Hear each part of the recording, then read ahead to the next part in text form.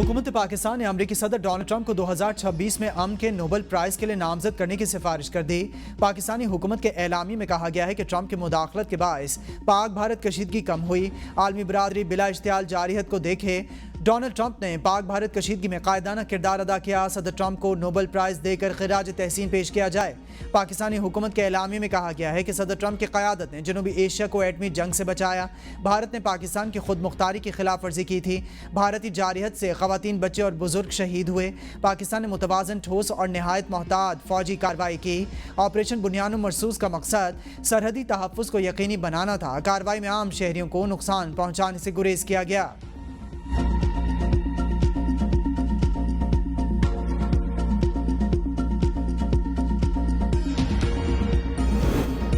America के सदर Donald Trump कहते हैं कि पाकिस्तान भारत की जंग बंदी कराने में मुझे नोबेल प्राइज़ मिलना चाहिए, मगर ये लोग मुझे नोबेल प्राइज़ नहीं देंगे क्योंकि ये सिर्फ लिबरल्स को मिलता है। न्यू जर्सी में मीडिया से गुफ्तगू में कहा कि इसराइल के पास इतनी सलाहियत नहीं कि वो ईरान की जौहरी सलाहियत ख़त्म कर सके।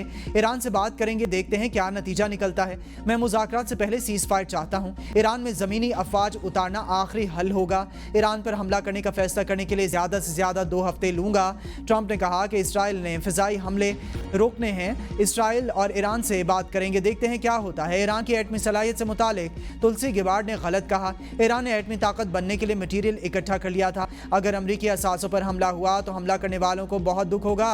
अमरीकी सदर का कहना था कि पाकिस्तान और भारत दोनों के साथ ट्रेड डील पर बात हो सकती है।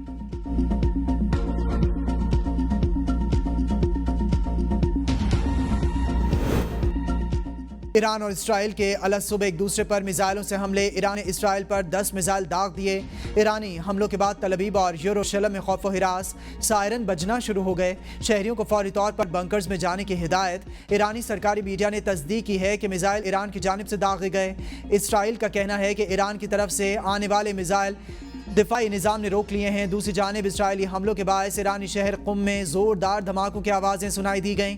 इब्तदाई इतलात के बाद कुम में इसराइली हमले में 1 शख्स शहीद, 2 ज़ख्मी हुए।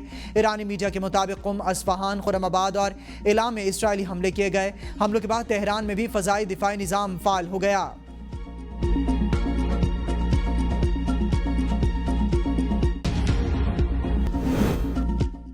ईरान इसराइल जंग पर अक़वाम मुत्तहिदा सलामती काउंसिल का इजलास। सेक्रेटरी जनरल एंटोनियो गुतेरेस कहते हैं कि अमन को मौका दिया जाए। जंग तेज़ी से फैल रही है, कशीदगी फैल गई तो किसी के काबू में नहीं रहेगी। दोनों तरफ हमलों में अवाम मुतासिर हो रहे हैं। पाकिस्तानी मंदूब आसिम इफ्तिखार ने कहा, मशरिक़ वस्ता में जंग के खित्ते में ख़तरनाक असरात मुरतब होंगे। इसराइली हमले UN चार्टर और आलमी क़वानीन की खिलाफ वर्जियाँ हैं। आलमी एटमी तवानाई एजेंसी अपनी जिम्मेदारियाँ पूरी करे। चीनी मंदूब ने कहा कि कशीदगी के खात्मे के लिए मुज़ाकरात का रास्ता अपनाना चाहिए। रूसी मंदूब ने कहा, ईरान इसराइल तनाज़े के हल के लिए अक़वाम मुत्तहिदा जिम्मेदारियाँ पूरी करे। अमरीकी मंदूब ने कहा, ईरान को न्यूक्लियर हथियार बनाने के लिए सिर्फ और सिर्फ सुप्रीम लीडर की इजाज़त दरकार है। ईरान को अपना जौहरी हथियार बनाने का इरादा तर्क करना चाहिए।